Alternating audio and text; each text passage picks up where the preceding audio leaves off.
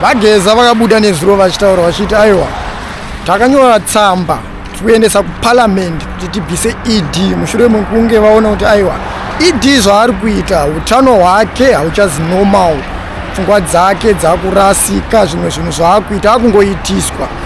Asi nyaya yanetsa ndikuona vanhu vakawanda vari kuuya kuinbox vachitaura kuti aiwa Geza ari kurasika, Geza ari kurasika. Ina handiti Geza ari kurasika, but ndinotosapota Geza. Asi challenge ingoripo ndeyekuti muZimbabwe hamutedzerwe mutemo.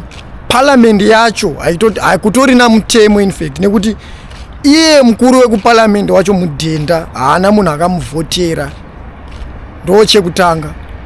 Ma-MP akavhoterwa e-opposition party akatodzingwa ese, vakasara kwane ZANU chete.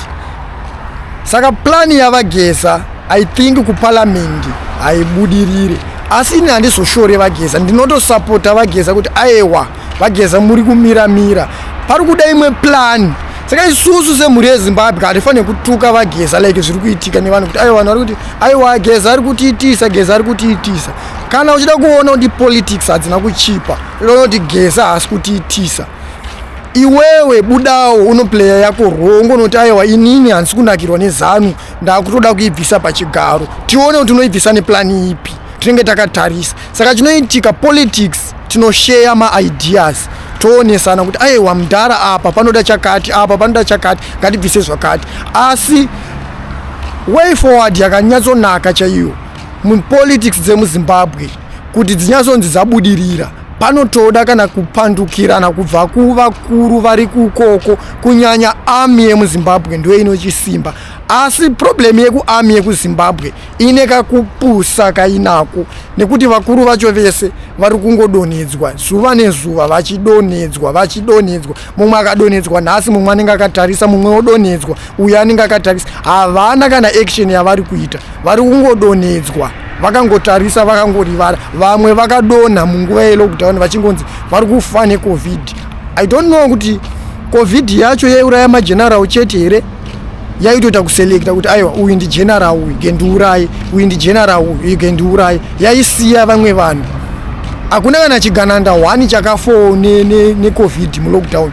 Like zviri kutoitika izvozvi, tiri kutoona kuti mageneral acho ndo ari kutonyanyobviswa kuarmy. Izvozvi target yavo ndiChiwenga, asi vari kumutsvagira plan kuti vamubvise, asi Chiwenga akatongonyarara. Ende mukada kutarisa nyaya yeutano, shamisa kunzwa munhu achiti Zimbabwe haitongwe neopposition, asi Zimbabwe yacho iri kutongwa nebenzi futi. Munhu akatobvawo kupsychiatric zvake, ari kutorasa njere, ari kutorasa pfungwa, ari kumhupuka zvechimbwende, unotoshaya kuti zviri kufamba sei. Ndofunga vaGeza makavanzwa nezuro vachitaura vakati aiwa ka mukuru brain dzakarasika, ndosaka muchiona vachiita kakunonokera pazvinhu zvavo zvavanenge vachiita. Ndogara ndichitaura panapa ndichikuudzai kuti mukuru ava zvinhu zvavanoita zvezviya vanenge vachipushwa nemapfanelo. Mukuru vari kufanira kutoenda kana kupick up farm kunorima, kana chibage, nzungu kana nyimo, motombonozorora. But nekuda kwana Tagwirei nana Chivayo ava nevamwe vapfana vavo vavarakasha ava ndo vanenge vachivati aiwa kamukuru rambai muri pachigaro. Asi isusu semhuri yeZimbabwe manje tine kakupinzwa busy ketinoitwa kana kupinzwa fiye tichitya. Asi kutya kwetine tichiita ndogara ndichitaura kuti kunozotikosta pamakore anoteera kumberi uko, nekuti mukuru vakazosiyira munhu mumwe pachigaro, iye wacho anenge achitoti handibve ndisati ndatongawo sezvakaita vamwe, anenge akurambirawo ipapo. Ameno kuti muri kumbozoona semhuri yeZimbabwe, nekuti nyaya iyi yatotinetsa munyika. Tiri kungoramba tichingotongwa zvechitororo tichiona, but zvichiramba kubuda, vanhu vachiramba kubuda vachingoda kuti ngavapedzerane pachiZANU. Asi Geza ari kumbotraya by all means. Asi nyaya yeimpeachment manje ndoma 1 kuparliament aitotiwo ndo opposition yakasimba, vakangotanga kudzingwa muparliament macho, vakapedzisira vazoti aiwa takuti inotoda kubviswa zvechisimba.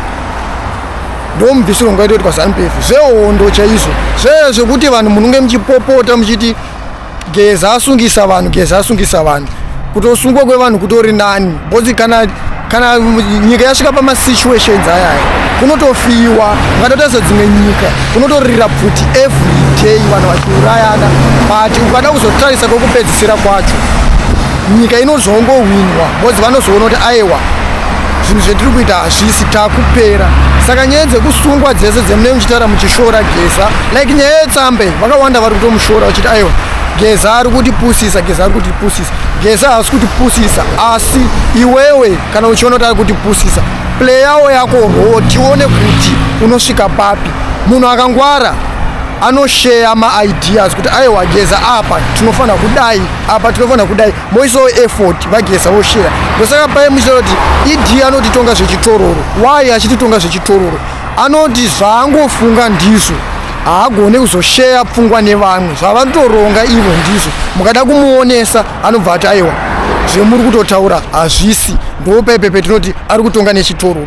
Saka kana tiri vanhu vakangwara tinofana kusapota vaGeza, totsvaga imwe plani inoita kuti tiende mberi senyika, nekuti vaGeza vacho vemuri kushora vakanyarara. Imi hamuna kana plani yemunoita, munongoramba makanyarara muchingorwadzawo mumwoyo. Hamuna kana musi wemunotombobuda muchiita kana plani kana action hamuna, because zvivindi zvachitotozoti muZimbabwe vanhu vakawanda havana zvivindi, vangori vanhu vekuti vanongotaura vari mudzimba dzavo. MuZimbabwe vane muZimbabwe vandotya kana kuteerera studio 7 chaiyo muredhiyo yepamba pake yaakatenga nemari yake yaakashanda ega kuzoti kubvisa hurumende. Amen. Muri muchiona sei? Saka vanhu vakangwara cheche